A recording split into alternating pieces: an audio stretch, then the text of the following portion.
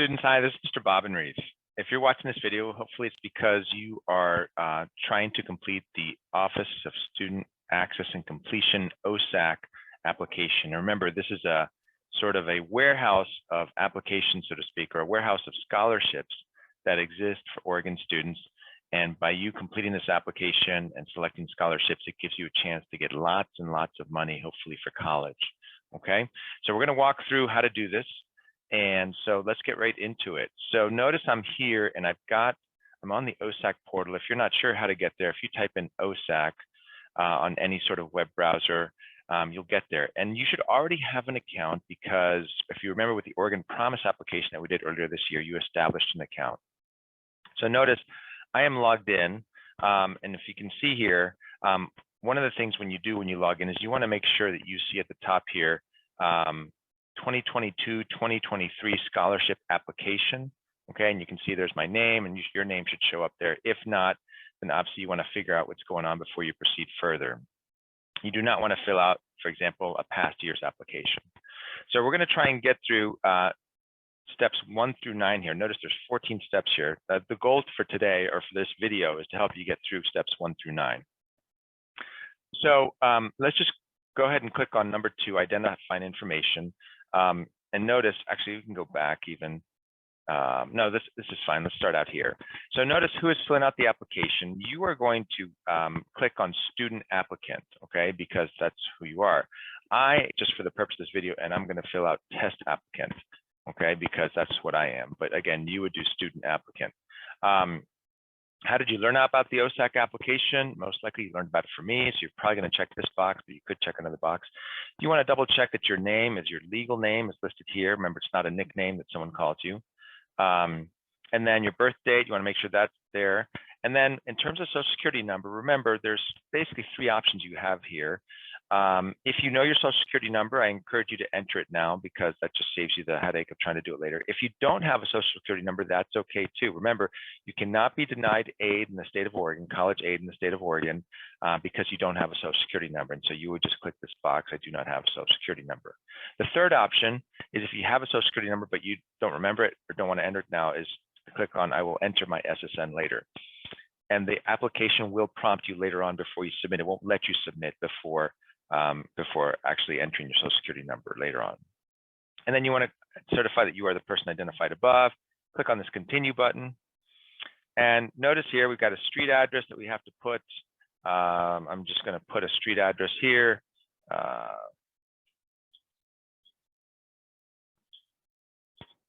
Okay, and then the state is Oregon. And the zip code, the county that we live in, or that I live in is Multnomah. I know some of you may live in Clackamas, so you want to check that. Zip code, and then phone number. I'm just going to put the work phone number for me, but obviously you want to put your cell number so that they can basically message you and text you there, okay? So I remember you can always click save, and it's always a good idea to save. Oh, and you got to put the city. I'm guessing for most of you it's going to be Portland, but again, you may live in Clackamas, for example. I think I may have a student or two who lives in Clackamas. Okay.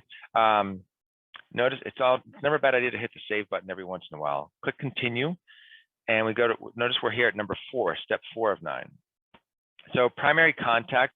Primary contact would be the person that you want to be your primary contact, so to speak. In other words, basically a person that could get notified if for some reason they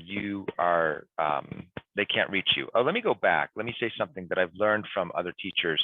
Hold on a second. Let me see if I can get back here. It's not allowing me. But let me say something about the previous thing.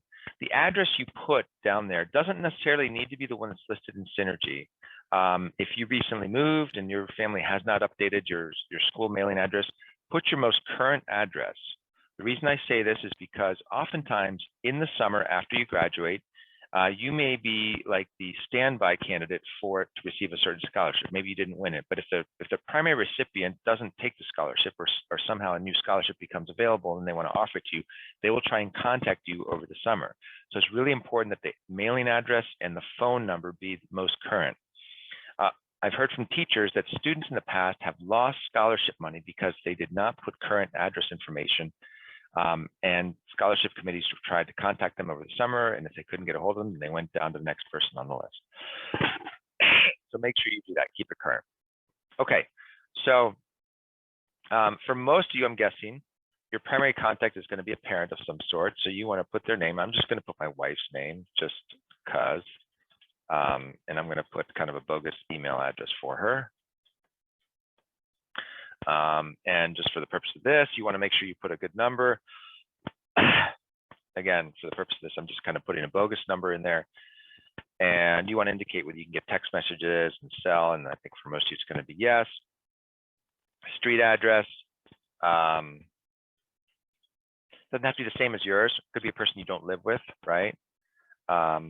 And that's totally okay. So we go through this, make sure we get the stuff right. The county, in my case, Multnomah. For most of you, it's going to be Multnomah. For most of you, it's going to be Portland. And get your zip right, etc. This would be important. I approve this contact also received my application related emails. You just want to have another person getting information just in case for some reason they can't get a hold of you. Maybe sometime in the next 6 months, you break your cell phone and you have to have a new phone number, for example. Okay, and notice you can add an additional contact. So if you have 2 parents, split household or something, you could do that, or a neighbor or a friend, etc. So I'm just going to click continue. Citizenship status. I just want to emphasize it again. It's so important. You cannot be denied aid, financial aid to go to college in Oregon based on your citizenship. So list whichever one applies to you. Could be U.S. citizen, or you could list other if that includes you. So I'm just going to put U.S. citizen for this application. This residency application is really key. You have to be a resident in Oregon for the 12 months leading up to your enrollment in college. So if you're starting college in September of 2022, then that means you should have lived in Oregon from September of 2021. Okay, I'm going to guess most of you are going to say yes. State Oregon, yep. And then you want to put the date that you filed the FAFSA. Okay, and this is important. If you haven't filed the FAFSA, remember, this is one of those things. If you don't file the FAFSA, the OSAC becomes really difficult because a lot of the scholarships you won't qualify for. So you want to make sure that you put whatever date it is that you filed the FAFSA, or whatever date you intend to file the FAFSA. So I'm just going to say December 2021 or November 2021. And this is just another example as to why it's so important to get that FAFSA filed, because it opens up these other opportunities. Work hours. This is really important. Even if you are working 20+ hours a week, I strongly recommend you list no. And I also strongly recommend you list no for next year, even though if you currently think you're going to work more than 20 hours. Here's why. What they're going to do, if you indicate you're working 20 hours, they're going to think you're going to earn a certain amount of money from that. They're going to think that you can apply some of that money to your college expenses, and so they might offer you less money. So you want to indicate no on those just to improve your chances of getting a little more money. Demographics, in terms of gender, notice you have all these choices here, which is awesome. And so pick which one applies to you. In my case, I'm going to click male. And then we have preferred pronouns, same thing. Decide what best fits you, pick that. Are you currently in or formerly in foster care? Okay, this is important. If you were, it is to your advantage to click yes, because you get additional benefits and additional scholarships are made available to you. So click which one applies to you. Hispanic, Latino, Latina, Latinx, again, same thing. If this does apply to you and these racial groups, my advice to you is some scholarships, some committees, scholarship committees are looking for applicants from a certain demographic. So again, if you feel comfortable identifying, and if you do legitimately identify as one or more of these racial groups or Hispanic or Latino, it is to your benefit to click yes on them, to check that box. This publicity release is totally up to you. OSAC likes to share their stories with recipients and stuff, but it's really up to you whether you want that. My understanding is most scholarship committees will just inform the donor of the name of who received their scholarship. And if that person reaches out to you to contact you, that's great. That's a great relationship to have and to foster. So it's up to you whether you say yes or no on this. I would likely say yes. And here you're just indicating that that this information is going to be reviewed by basically partners of an OSAC, those scholarship committees that you select, that you request that your application be sent to. All right, so let's click continue. It looks like we have to check one or more racial groups. So I would personally check white, but again, this is up to you. And then let's continue. Notice the nice thing about this program is it doesn't let you go on. Now, you don't have any children, so you're going to say marital status single, and then check whatever works for you in terms of your parents, okay? And then check whatever applies to you in terms of your parents' education. I'm just going to quickly do it for mine. There you go. We keep going. High school, okay? Yours is a public high school. And notice we can go through here and we can pick out, scroll down this list and pick Cleveland High School in our case. All right, date of graduation, high school completion, that's going to be June of 2022. So looking forward to seeing you all graduate. And then put your high school GPA here. I'm just going to put a fictitious number. SAT, ACT test scores, totally optional. I don't know that it really helps or hurts you. I actually don't know. And then Aspire program, we do not work in an Aspire school, so that doesn't apply to us. So we say no. Now, you get the chance to list one college or university, and here's my recommendation. Pick the most expensive college or university within Oregon that you have a remote possibility of attending. So if you're trying to decide to say, for example, between Portland State and Oregon, University of Oregon, pick University of Oregon because that is going to help you improve your chances of getting more money. Okay, so you want to list the University of Oregon and dates attended. Oh wait, hold on a second. This is college history. I apologize. You have never attended college, so you're going to click I have never attended college. Okay, and then are you currently attending colleges?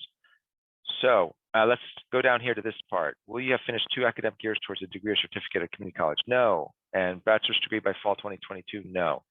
And you do not have any sort of college GPA yet. And this even applies even if you're doing dual credit stuff or you're doing IB stuff. Okay. Now what I was just saying really applies. Number 9, college plans. For this, I strongly urge you to pick the most expensive university within Oregon that you are going to apply to. Again, because this improves your chances of getting a little more financial aid. If you plan on dual enrolling at U of O or OSU with another community college, you could click this button. College standing is the fall term 2022. You're a freshman. Your degree, okay? Your degree plan is going to be, this really isn't all that important right now, but you can pick either Bachelor's of Science or Bachelor of Arts. That's probably going to be what most of you are going to pick. If you are listing a community college up here for your college of choice, then you would want to pick the Associate of Arts Associate's Transfer degree, AT. Okay, so most are going to be one of these 3. If you're going to community college, it's going to be the AT. If you listed a community college up here, it's going to be AT. If you listed a 4-year school, it's going to be either BS or BA. I'm going to list BS. Okay, and then major. Again, this really doesn't matter so much, but if you're undecided, probably the best thing to do is if you type in liberal arts, you put general studies, something like that would be the best thing to do.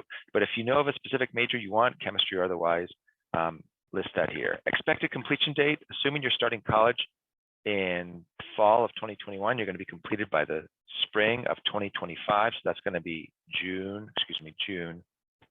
of 2025. Career goal really doesn't matter what you put here. If you know for certain you want to be a nurse, for example, or whatever the case may be, you can put in there, but you can also just say undecided. And you can always change this. By the way, you can also go back and change the college choice. So that's something you can do like in April. All right, so when you click continue, at that point, let's see what happens here. Okay, for the purpose of this video, you're going to stop here. Certainly in class, we're going to talk more about selecting scholarships and how to do this part, but that'll be at a later date. Okay, so if you have any questions, as always, please feel free to reach out to me. I hope this was helpful and have a good rest of your day. Bye.